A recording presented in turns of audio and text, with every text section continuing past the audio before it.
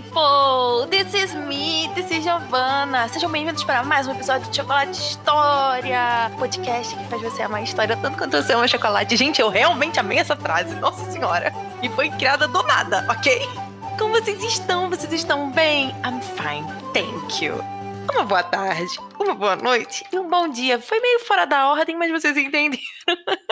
Espero que você esteja bem, não importa a hora que você esteja escutando esse episódio, esse podcast. Gente, para tudo. Semana que vem será o último capítulo de Hellers. Então, assim, por favor, vão escutar. O Fredson tá escutando, ele falou que tá adorando. Eu espero que ele goste desse capítulo final. Ele tá realmente comentando e tal, falando comigo lá no Instagram ou no Facebook.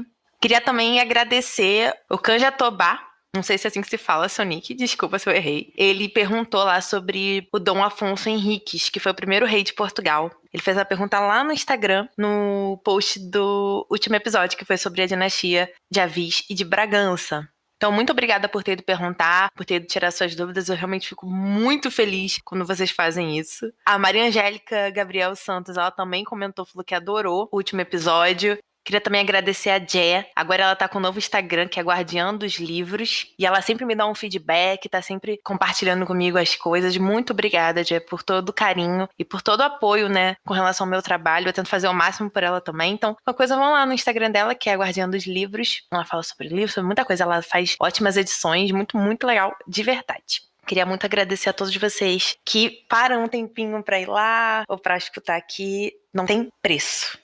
Qualquer dúvida, qualquer crítica, comentário, qualquer coisa, até elogio. Vão lá no meu Instagram, que é @ElizabethMargot_, ou no Facebook, que é Elizabeth Margot. E lá vocês vão ver os posts do episódio de hoje ou outros episódios. Tá tudo bonitinho lá pra vocês, que eu faço com muito carinho, muito amor, de verdade, gosto muito. Os episódios em si, vocês podem encontrar a lista de todos no www.chocolatehistoria.com.br. Lá vocês vão ser direcionados pro meu perfil no Anchor e vão estar disponíveis todos os episódios para vocês lá, com capinha, com título, tudo bonitinho. Melhor que ali, impossível. Tipo isso. Com isso, eu vou deixar aqui o recadinho do Anchor e já volto. O episódio de hoje é um episódio que eu esperei muito para fazer. Eu tô querendo fazer esse episódio desde antes de eu fazer o episódio da Elizabeth de fato. Mas eu me controlei, consegui segurar a minha ansiedade e hoje eu venho aqui falar sobre as pinturas da Elizabeth, sobre os quadros dela. Um ponto interessante aqui é quase como um estudo sobre a história da arte voltado, né, para os quadros da Elizabeth, sobre os significados, quem fez, quando que fez, em que âmbito da história a gente pode compreender esse quadro, coisas assim. Eu não sou historiadora da arte, eu não sou formada em história da arte, mas eu sou uma entusiasta, né? E como eu sou formada em história, a gente acaba tendo uma pontezinha mais curta com relação a esses assuntos. Então, hoje o episódio vai ser sobre isso, as pinturas de Elizabeth. Como tudo que fala sobre Elizabeth é grande, esse episódio vai ser dividido em duas partes. Essa é a primeira parte, semana que vem nós teremos a segunda. Eu achei melhor assim, porque é realmente bastante coisa. Acho que eu também me empolguei um pouquinho, né? Então eu resolvi dividir em duas partes. Esse episódio que eu tô fazendo é algo realmente novo, mas é algo que eu gosto bastante. Eu sempre tive esse fascínio sobre a história da arte, sobre os significados dos quadros, das pinturas. Então, é muito por isso, pelo esse amorzinho que eu tenho aí, envolvido, né, em história, em arte, que eu resolvi fazer esse episódio. E, cara, a Elizabeth, ela tem tanto conteúdo, ela tem tanto material que não tinha como ser outra pessoa a não ser ela, sabe? E por isso que ela foi a escolhida, porque eu também amo os quadros dela, é maravilhoso, é tudo lindo, é tudo maravilhoso. Com isso, o chocolate de hoje vai ser tortuguita sabor chocolate. É uma tortuguita branca e o recheio dela é chocolate preto. Eu escolhi essa porque é a minha preferida. Então, nada melhor do que colocar a minha preferida no episódio que eu amo muito. Então, a tortuguita de hoje é essa. Como eu já falei no último episódio sobre Elizabeth da coroação, sempre quando eu for fazer episódio sobre Elizabeth, eu vou tentar falar sobre as tortuguitas, porque são sobre uma pessoa, mas com sabores diferentes. Né? E é um chocolatezinho pequeno, um chocolatezinho rápido de se comer, gostoso. Então, assim, eu acho que se encaixa muito bem nessa proposta que eu tô passando sobre a Elizabeth. Com isso, vamos começar o episódio. A primeira coisa que a gente precisa saber sobre essas pinturas da Elizabeth I é que elas vão ser fundamentais para mostrar e trazer a evolução dos retratos reais, das pinturas reais inglesas. Tá? Isso aqui é um estudo de uma monarca inglesa entre o fim da Idade Média e o início da Moderna. Um ponto aqui importante é que esse tipo de estudo que a gente faz, ele é um estudo concentrado em um ponto. No caso aqui, o ponto é o monarca inglês e esse monarca tem nome e sobrenome que é Elizabeth Tudor. Então, quando a gente for estudar as representações dentro das pinturas, a gente tem que ter isso bem estipulado. O tempo e espaço, ou seja, final da Idade Média, início da Moderna, na Inglaterra, e qual é o monarca? É a Elizabeth I. Com esse funilamento, a gente consegue fazer um estudo muito mais inteiro e detalhado da questão. Porque eu não posso pegar e comparar essas representações da Elizabeth com as representações do Rei Sol, do Luís XIV. São anos completamente diferentes, situações completamente diferentes, monarquias diferentes. Então, assim, tem que sempre situar nesse tempo e espaço, fazer esse funilamento. Partindo disso, a gente vai começar a compreender como foi feita essa evolução. A primeira coisa é que no medievo, a representação do monarca, ela dava-se basicamente pela semelhança simples. Como assim? É simplesmente o rosto dele, o corpo todo, mais o rosto geralmente, e não se tinha muito detalhes nesse rosto, nessa figura. Com o fim da Idade Média e o início da Moderna, a gente vai ter um período de transição, que é justamente onde as pinturas da Elizabeth vão se encaixar. Então, você tem que pegar o quê? As representações simples do medievo, né? Essas semelhanças simples do medievo, com as representações da época moderna. E quais são elas? São imagens mais complexas, usadas para passar poder, aspirações de Estado e fazer até uma propaganda monárquica. Ou seja, são imagens com significados além daqueles que eram mostrar o monarca como monarca. Então a gente sai do medievo, que eram apenas representações simples, para uma idade moderna onde essas imagens vão ter um significado a mais por trás e ficam ainda mais complexas por causa disso. Juntando esses dois, é o ponto em que se encontra todas essas artes da Elizabeth, todo esse período que a Elizabeth vive. É essa passagem de um para outro. E como a gente está ainda passando, vamos ter características tanto medievais quanto modernas. Um ponto muito legal aqui é que, por exemplo, ao contrário da França, que tinha um pintor oficial, né, os reis tinham pintores oficiais, né, um cara unicamente escolhido para pintar o rei e todas essas coisas mais, a Elizabeth ela nunca teve um pintor oficial. Ela foi pintada por vários artistas e nunca houve uma oficialização de quem seria o pintor da rainha em si. E esses retratos, nessas pinturas, como que elas são feitas, né? Para que propósito? Para que objetivo? Elas geralmente eram feitas como encomenda do próprio governo da rainha para presentear outros monarcas, sinal até de uma aliança diplomática. Também temos a ideia de mostrar a imagem da rainha para possíveis pretendentes. Foi o que aconteceu na época que a Elizabeth reinou, né? Porque ela teve os pretendentes e tal. Tem isso lá nos episódios da Elizabeth. Também temos as encomendas dos cortesãos, que são pinturas mais simbólicas para demonstrar a devoção desse cara para a rainha dele. Então elas vão ter mais significados voltados para esse cara que encomendou, vão ter alguma ligação entre os dois, entre a rainha e o cara que encomendou. No caso, quando eu falo cara, é o cortesão, é o nobre, é a pessoa até que patrocina a pintura. E no período elisabetano, nós vamos ter muitas galerias, né? São chamadas de longas galerias, nas casas de campo da nobreza. E vão ser feitos bastante quadros para essas longas galerias. O ponto aqui é que essas longas galerias, elas entram muito na ideia do cortesão demonstrar a devoção pela rainha e tal, né? Ou seja, o nobre encomenda e vai colocar um quadro dele onde? Na longa galeria dele.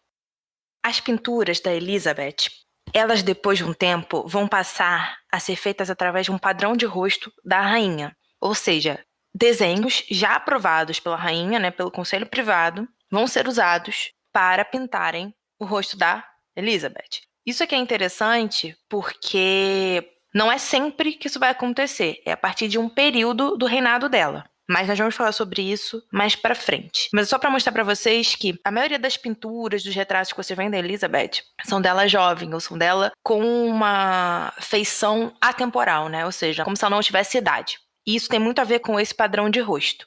E um outro ponto que é muito importante pra gente começar a falar das pinturas propriamente ditas, né? é que esses retratos, eles vão se tornar um importante símbolo de lealdade, de reverência à coroa, principalmente nos tempos de guerra. Aquela ideia, né, da devoção à rainha que os cortesãos vão ter é o sentido que dá muitas vezes para esses retratos serem feitos, né? Essa lealdade.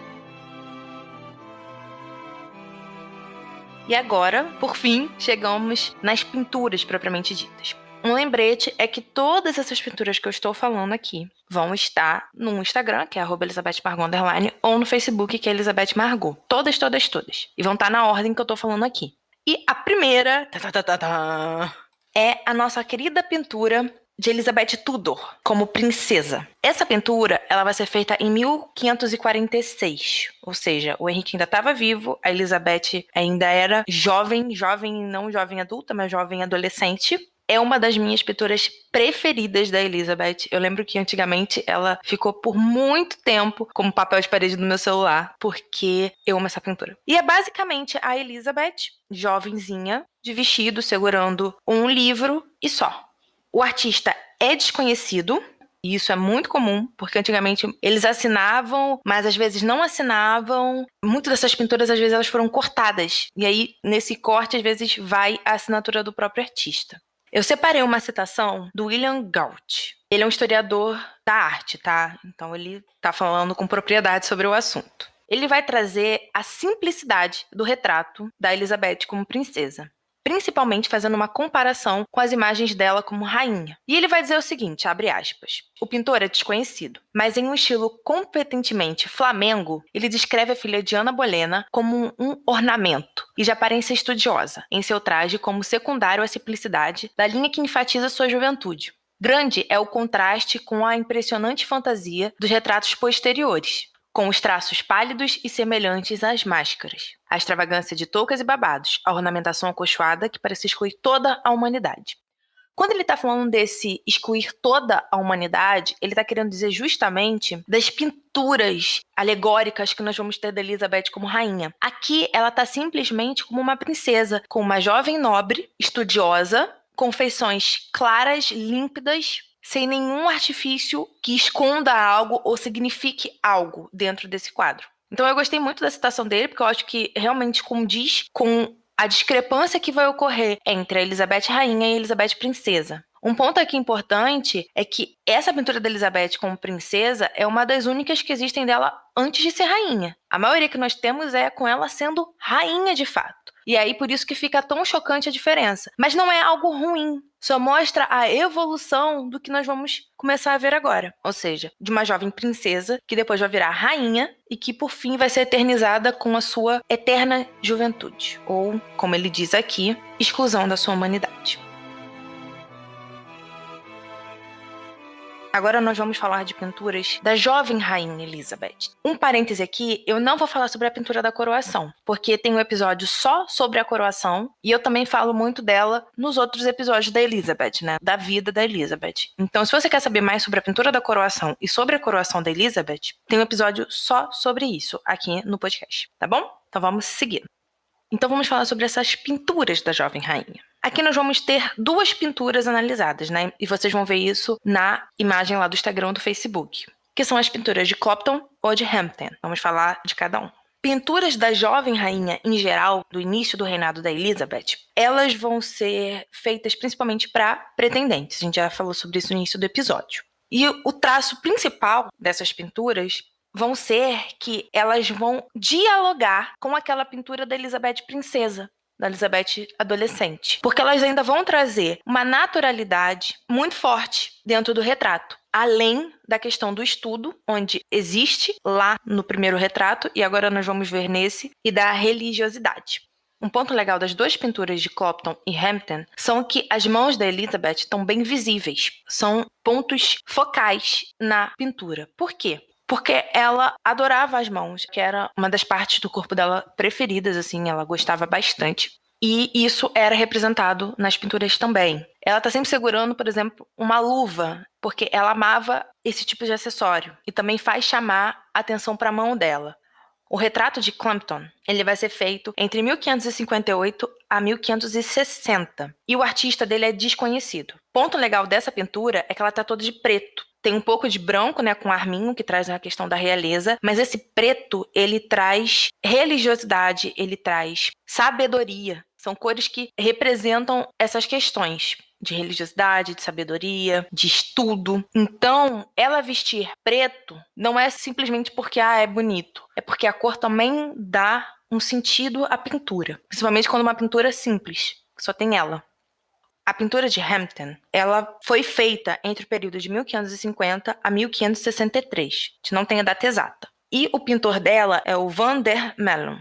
Essa pintura vai levar o nome de Hampton porque pertence à casa de Hampton, ela está lá. O dono dessa casa era o Griffith Hampton, que chegou a receber a Elizabeth no início do reinado dela e o séquito real dela. E algum desses passeios reais, tipo, ela tem que ir até York, vamos supor. Aí quando ela passa pelos lugares, tipo, o Hampton acolheu ela em casa. Então, se torna até um retrato de agradecimento a esse acolhimento, a essa hospedagem para a rainha. Esse quadro, ele vai ser pintado logo após a varíola que Elizabeth teve, que, tipo, todo mundo achou que ela ia morrer, porque foi muito pesada. E vem também com esse intuito, né, de reafirmar a autoridade da rainha, de que, olha, eu fiquei doente, mas agora eu tô bem, tô melhor do que nunca. E como a gente vê isso? A gente vê com o vestido que ela usa. O vestido que a Elizabeth vai usar nessa pintura é vermelho e branco, justamente para fazer alusão às casas de York e Lancaster. Ela também vai usar uma flor Tudor no colarinho do vestido,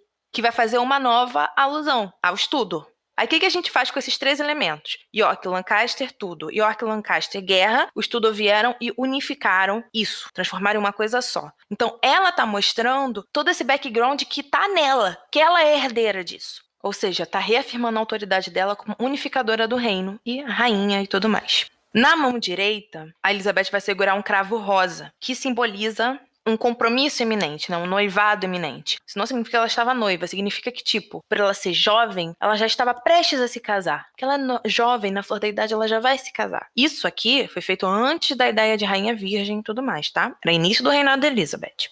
Na outra mão, na esquerda, ela vai segurar uma luva, por preferência. Então, todo esse conjunto nos mostra o seguinte, que ela é uma monarca, Tudor, trouxe a união para o reino, para a Inglaterra, que ela é jovem, que ela é bonita e que ela está prestes a se casar. Isso não significa, novamente, que ela estava noiva de fato. É só uma representatividade da eminência de um casamento que nunca chegou. A próxima pintura que nós vamos falar é uma alegoria. E ela se chama Elizabeth e as Três Deusas. Um ponto que já é bom começar a falar aqui é o uso precoce da mitologia clássica para demonstrar a soberania da Elizabeth. Por que eu falo uso precoce? Porque a gente vai começar a ver um uso maior, de fato, dessa mitologia clássica posteriormente, né? Quando a Elizabeth já é a rainha virgem, já tem todo um significado. Aqui ainda não tinha tanto isso, mas já começa a se aparecer pontadas dessa característica tão importante dentro das pinturas da Elizabeth. Essa pintura foi feita em 1569 e é atribuída a Hans Wilworth. Atribuída porque a gente não tem tanta certeza se foi ele de fato que fez. E a premissa dessa pintura é o julgamento de Paris. O que foi isso? É um conto na mitologia grega que é o que antecede a Guerra de Troia. No conto, né, no mito, vão existir três deusas que vão reivindicar uma maçã, que é a Hera, a Atena e a Afrodite. E elas vão pedir a Zeus para julgar qual delas é a mais merecedora de ter a maçã. Ele vai relutar, vai declarar Paris, que era um mortal de Troia, para julgar o caso, pois ele tinha mostrado lealdade a Zeus, um negócio assim.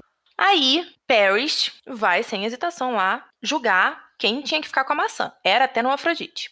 Ele vai lá inspecionar todas as três e cada uma vai usar seus poderes para suborná-lo. Hera vai oferecer fazê-lo rei da Europa e da Ásia. A Atena vai oferecer a sabedoria e habilidade na guerra. E a Afrodite vai oferecer a mulher mais bonita do mundo, que na época era quem? Helena de Esparta, esposa do rei grego Menelau. O Paris vai aceitar, né, a oferta, né, o suborno da Afrodite, dando então a maçã para ela e recebendo Helena como sua. E aí tudo isso vai gerar uma expedição dos gregos para recuperar Helena de Troia, que vai se tornar a base mitológica da Guerra de Troia. Tem um ponto aqui que isso é só uma explicação mitológica de conto, um mito do início da Guerra de Troia. Não necessariamente é o que aconteceu, tá bom, gente? só pra deixar claro. Aí você me fala assim, tá bom, Giovana, você contou aqui a historinha maneira e tal. Como que essa pintura conversa com isso? E não é uma história que acaba bem, né? Tem toda a guerra e tal. Aí o que acontece? Essa pintura, ela vai inverter a história. Como assim? A Elizabeth vai ser enviada para escolher entre Juno, Vênus e Atena. Juno é a protetora e conselheira do Estado. Vênus tem a fertilidade, o sexo, a beleza, o amor, a prosperidade e a vitória como elementos de si. E Atena é a sabedoria, o artesanato e a guerra. Então Elizabeth vai ser enviada para escolher entre essas. Mas só que ela vai superar todas as três. Ou seja, ela vai estar acima dessas três deusas. Principalmente por quê? Porque ela segura a orbe real dela. Aquilo que caracteriza ela como rainha, como monarca, tudo isso. Essa superação se define como? Como se a Elizabeth tivesse todas essas características que cada deusa tem. Que ela vai pegar tudo isso e levar para o seu reinado, para a sua monarquia. E a concretização disso ocorre como? Com a orbe, concretização material. Então, por isso ela supera as deusas. Essa é a primeira alegoria que nós vamos ver no reinado da Elizabeth. E é tão marcante quanto, né? Eu acho linda a imagem, as três deusas, a Elizabeth segurando a orbe. Vale muito a pena dar uma olhada lá para ver a imagem de fato. A segunda alegoria que nós vamos ver no início do reinado da Elizabeth é a pintura da família de Henrique VIII. Uma alegoria da sucessão Tudor. E é legal mostrar o seguinte: como que agora a história da família dela vai ser mesclada com deuses da mitologia clássica. Essa alegoria, né, esse retrato, ele foi feito em 1572, ou seja, depois da pintura das três deusas, e provavelmente foi feito por Lucas de Harry. E é basicamente o seguinte: nós temos Henrique VIII no centro, sentado no trono dele, com o filho, o Eduardo VI, segurando sua mão, ajoelhado perto do pai. Do lado esquerdo, nós temos Mary I e seu marido Philip II da Espanha. E do lado direito, nós temos Elizabeth. Agora vamos trabalhar nos significados dessas imagens. A Mary e o Philip estão acompanhados de Marte. Marte é o deus da guerra. Isso vai fazer uma alusão muito profunda ao período turbulento que foi o reinado da Mary e do Philip, porque eles eram casados e correinavam juntos. Então, assim, já é uma mensagem assim, não é nem indireta, é direta mesmo. A Elizabeth, ela vai estar acompanhada das deusas da paz e da abundância. Ou seja, é como se a Mary e o Philip trouxessem a guerra, mas a Elizabeth vai trazer paz e abundância para o reino, né, para a Inglaterra. É basicamente isso. A união do Henrique VIII com o filho dele ali, né, os dois no centro bonitinhos, mostra que o Edward seguiria o legado do pai. Aí a gente tem que pensar em que tipo de legado? O legado da reforma, tá? E quem está do lado do Eduardo VI, né, mais à frente, é a Elizabeth, né, à direita. Então, assim, isso mostra o seguinte: Henrique VIII, Eduardo VI e Elizabeth. É nessa linhagem que vai ocorrer a reforma e a continuação da Igreja da Inglaterra, porque a Mary e o Philip não fizeram isso, só trouxeram Marte, só trouxeram a guerra. Uma inscrição da pintura, da alegoria, fala que ela foi dada de presente da rainha para o Francis Walsingham, que era chefe de estado na época, e vinha com a seguinte frase, entre aspas, uma marca de seu povo e de seu próprio conteúdo, fecha aspas. Ou seja, tudo que eu expliquei agora, essa frase quer dizer isso, entendeu? E ela também pode ter sido feita devido ao Tratado de Blois, em 1572, que fez a aliança da Inglaterra com a França. Contra quem? Contra a Espanha. E só para fechar essa ideia das alegorias, elas juntas vão exaltar o justo de justiça, reinado da Elizabeth I. São essas ideias que são colocadas nas pinturas.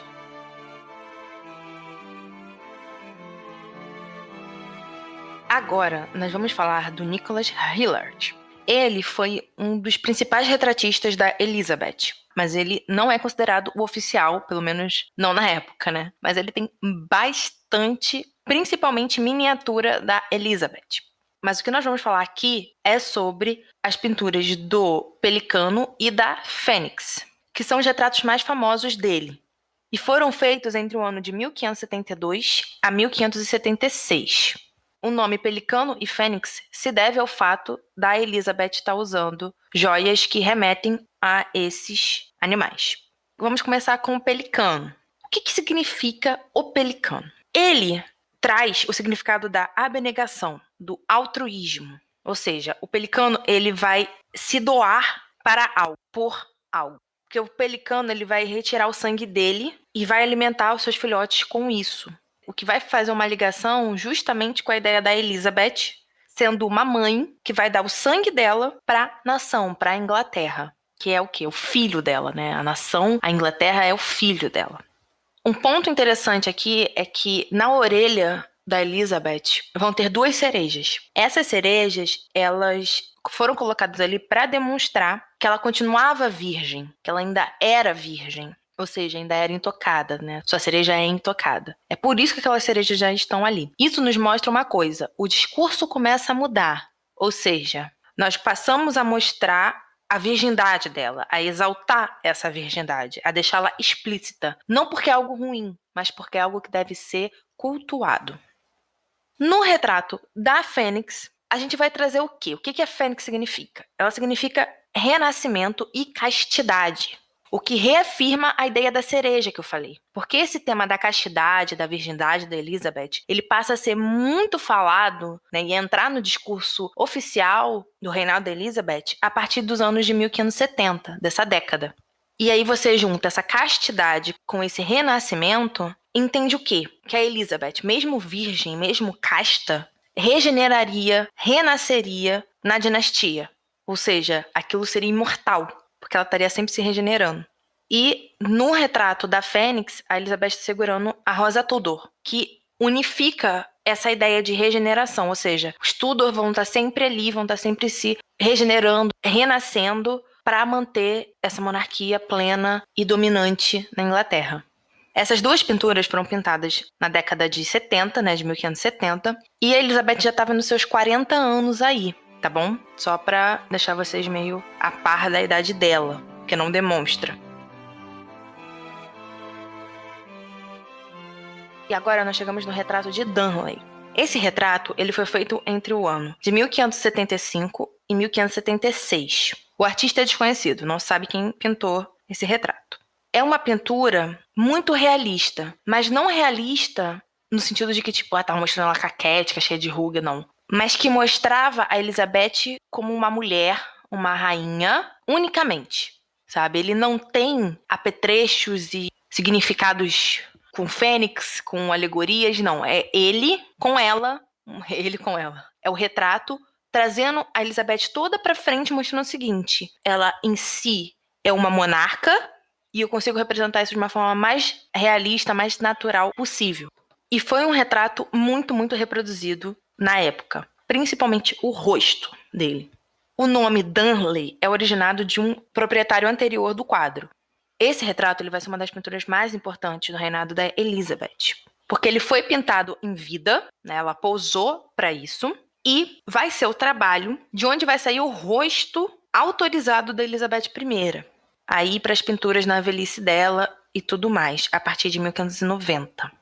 E essa ideia de ter um rosto autorizado, ele vem para poder manter, preservar tanto a beleza juvenil da Elizabeth, que eu falei que ele não é natural, ele não é realista, então. Ele traz essa beleza juvenil da Elizabeth, porém não é simplesmente só juvenil, é eterna. É por isso que ele vai ser sempre usado. Quando eu falo ele, não tô falando do retrato todo em si, eu tô falando do rosto dela. Porque esse rosto, ele acaba sendo muito marcante. Porque ele realmente é atemporal. Você olha e você não consegue dizer se ela tinha 40 ou se ela tinha 20. Você sente o poder que ela emanava como rainha de uma forma bem simples e direta, mas você não consegue dizer se ela tem tantos ou tantos anos. E essa é a chave desse retrato. Por isso que ele é tão importante, porque personifica a ideia por detrás dessa beleza eterna que a Elizabeth vai ter. Esse retrato provavelmente foi uma encomenda de algum cortesão próximo à rainha, que pode ter lhe dado ou o leque, que tem pena de avestruz, ou um pingente que ela tem aqui na saia, do lado. Provavelmente foi feito com esse intuito, né, de mostrar o presente do cortesão, né, ele encomendou para justamente mostrar esse presente que ele deu à rainha, né, essa veneração que ele tem da rainha.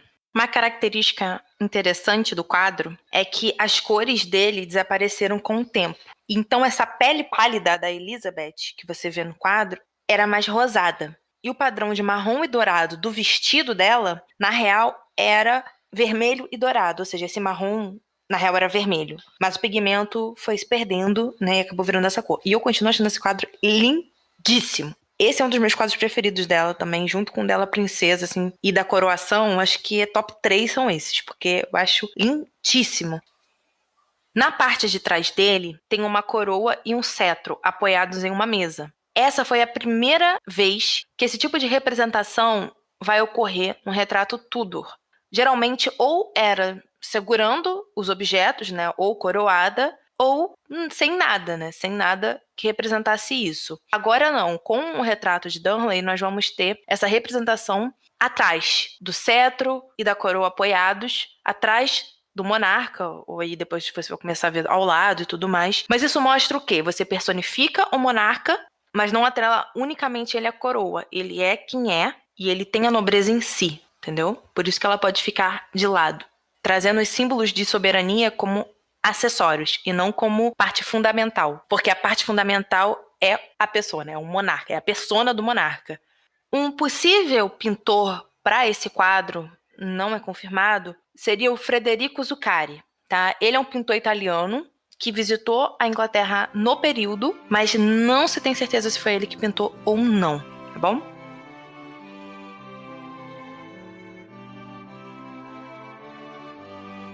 Agora nós chegamos no retrato de Arminho. Essa pintura, ela vai ser feita em 1585 e provavelmente o pintor dela foi o William Segar. Um ponto aqui já para trazer de primeira. O rosto dela é um rosto muito parecido com o de Darnley, mostrando aí já essa oficialização do rosto da Elizabeth. E ele vai trazer a Elizabeth como Pax. O que acontece? Lá em 1570, a Elizabeth vai ser excomungada pelo Papa Pio V, e em 1588 vai ocorrer a tentativa de invasão da Armada Espanhola. Então, a partir dessa excomungação da Elizabeth, nós vamos passar a ver uma narrativa de representação elisabetana. Com a ideia... mas Giovana, mas já não tinha outras narrativas? Tem, mas a ideia da Rainha de Ouro, né, da Era de Ouro, melhor dizendo. Com o tom imperial de conquista dos mares, que vai ser iniciado juntamente com a narrativa dela como Rainha Virgem. Um ponto legal dizer aqui é que justamente nesse período, né, dela ser excomungada até a Armada Espanhola, nós vamos ter uma maior demanda de encomendas de quadro da rainha, para mostrar o patriotismo, né, esse período de tensão que está acontecendo. E isso faz com que o rosto dela, no caso pré-aprovado já, se torne muito mais padrão. É esse rosto que você tem que pintar. Porque ela não vai parar para posar para cada pintor. Ela vai posar para um e dali ocorrem as reproduções. Um ponto para a gente visualizar nesse quadro é o seguinte. O Arminho, que vai trazer a realeza e a castidade, e ele está personificado, ou seja, ele está como um animalzinho mesmo, que é o Arminho, e ele tem uma coleira em formato de coroa. E a Elizabeth, ela não está usando coroa, ou seja, novamente usando os símbolos de soberania como acessórios, porque ela não precisa mais deles para se mostrar soberana. Ela já é soberana por si só, e eles são só acessórios, entendeu? A coroa também tem o significado de majestade e pureza. Tem uma espada ao lado do arminho e ela vai significar justiça. A Elizabeth vai estar segurando um ramo de oliveira, que significa paz. Então esse quadro ele vem com esse tom. Aí eu falei logo no início aqui desse quadro que a Elizabeth ela vai ser representada como a Pax. A Pax não é nada menos do que paz. Mas ela é uma deusa romana da paz e é filha de Júpiter, que é rei dos deuses, e filha da deusa da justiça. E aí a gente começa a colocar a Elizabeth como Tudor, porque ela, como uma Tudor, que era descendente de galeses, e os galeses eram descendentes dos bretões, que são herdeiros de Brutus, que era herdeiro de Enéas, o fundador de Roma.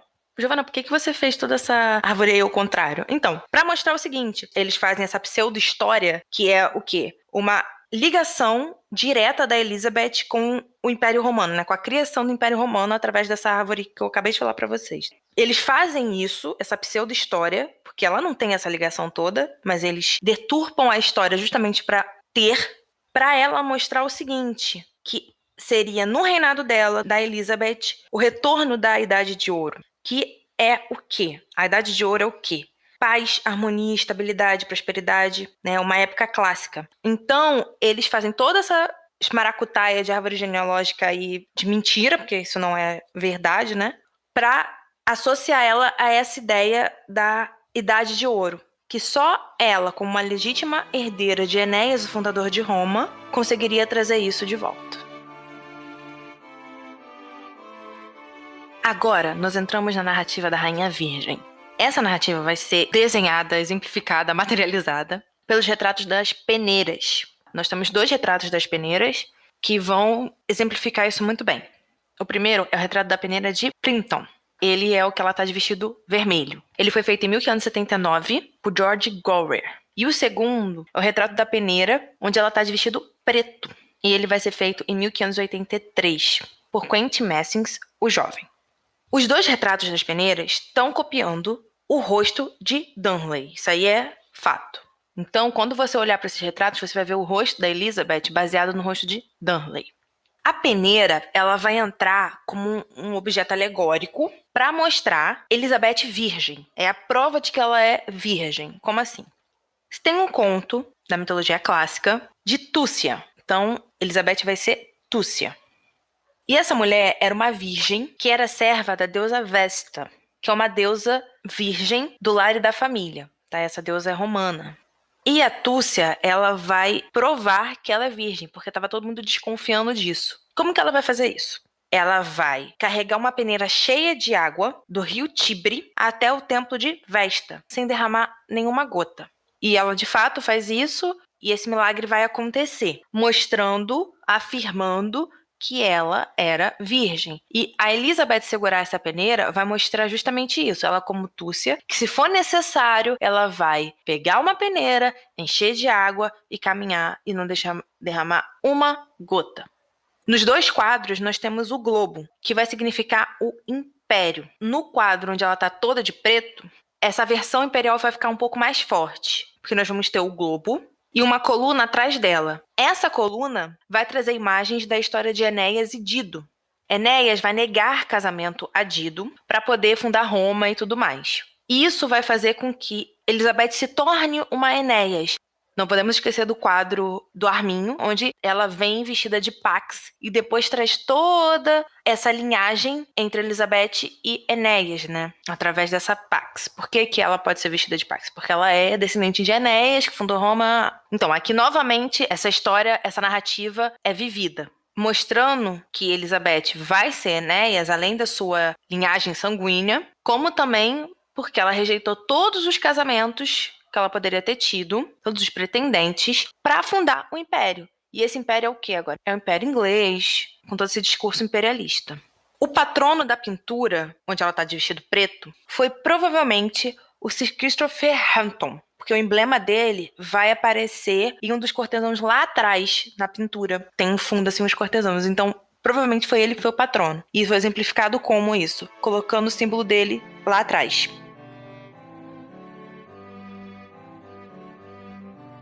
E por fim, mas não menos importante, talvez um dos mais importantes, é o retrato da Armada. Essa é uma pintura que eu acho que todo mundo já viu, porque ela é muito conhecida, provavelmente na escola, em algum livro de história, vocês já viram essa pintura, para falar desse período elizabetano e tudo mais. Primeira coisa que nós precisamos saber é que o retrato da Armada é uma pintura alegórica, com caráter imperial, que vai representar a derrota da Armada Espanhola em 1588. Essa é a ideia do quadro. Esse tipo de pintura só foi vista lá naquelas outras 2, nas 3 deusas e na alegoria do Tudor, com Henrique VIII, a Mary e tudo mais. Um fato muito curioso e muito legal que eu acho é que existem 3 versões desse quadro. Não são versões diferentes. Elas seguem a mesma ideia, seguem o mesmo padrão. Só que, por exemplo, tem uma que só tem a Elizabeth. É só focado na Elizabeth, como se tivesse sido cortado o quadro. Tem outra que tem umas pequenas variações, mas nada também absurdo. São coisas só pequenas. Eu só coloquei uma versão porque não tem espaço para colocar todas. Mas não foge do que eu tô mostrando para vocês lá no Instagram e no Facebook. Esses 3 quadros eram pensados como serem do mesmo pintor. Porém, não são, tá? Eles foram confirmados aí por estudos técnicos e tudo mais, que foram feitos em oficinas diferentes, esses quadros. Aí vamos lá, vamos falar sobre os significados, os símbolos dessa pintura. Primeira coisa que a gente vai falar é da mão da Elizabeth. Essa mão vai repousar em cima de um globo. Um parêntese aqui, esse globo está abaixo da coroa. Quando você olha o quadro, a coroa da Elizabeth, ela está um pouco mais ao fundo, mas num nível maior. E isso mostra como se fosse a coroa inglesa em cima do globo, ou seja, a ideia imperialista que os ingleses queriam passar. E os dedinhos da Elizabeth estão repousados na América, novamente trazendo a ideia de expansão, de imperialismo, de que eles também estavam indo para o Novo Mundo. A Elizabeth, ela está entre duas colunas, né, duas colunas que estão atrás dela, que não são tão visíveis assim, mas dá para ver que existem.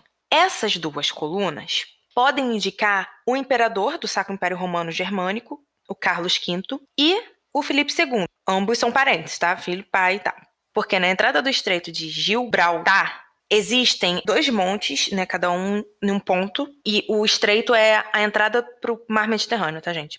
Existem 2 montes, cada um em um ponto, né?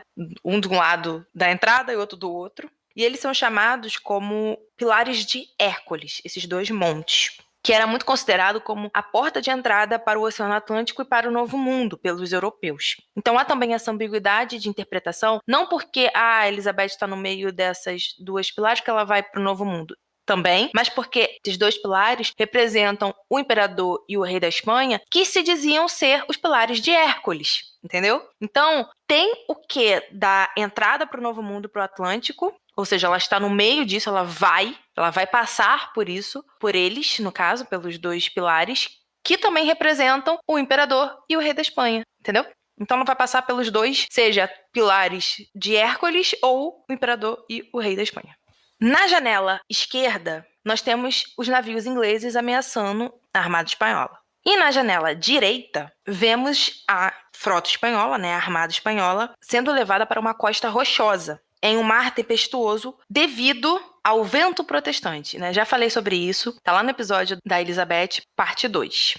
E a Elizabeth, ela tá numa posição estratégica, ou seja, ela dá as costas para essa armada espanhola sendo levada pelo vento protestante no mar tortuoso e olha para a frota inglesa, né, que estava ameaçando ali, mas que estava sobre o sol. Tanto que o mar tá até amarelo, de certa forma, para mostrar o quanto o sol estava brilhando ali. E ela olha para esse sol, para essa claridade.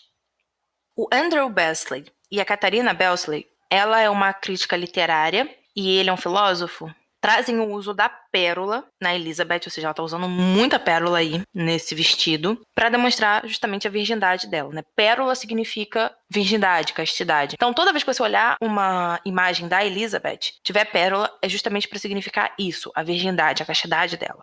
E nós também vemos uma sereia esculpida na cadeira de estado da Elizabeth, que está atrás dela. Essa sereia está bem no cantinho da direita. E ela pode demonstrar, né, significar os artifícios femininos. Ou seja, a sereia, ela atrai o homem, os marinheiros, pro fim, né? Ela hipnotiza eles. E como a Elizabeth agora ela era parte desse mar, dessa expansão marítima, nada mais nada menos do que ser colocada como uma sereia justamente para hipnotizar aqueles que não queriam o bem dela e levá-los ao fim.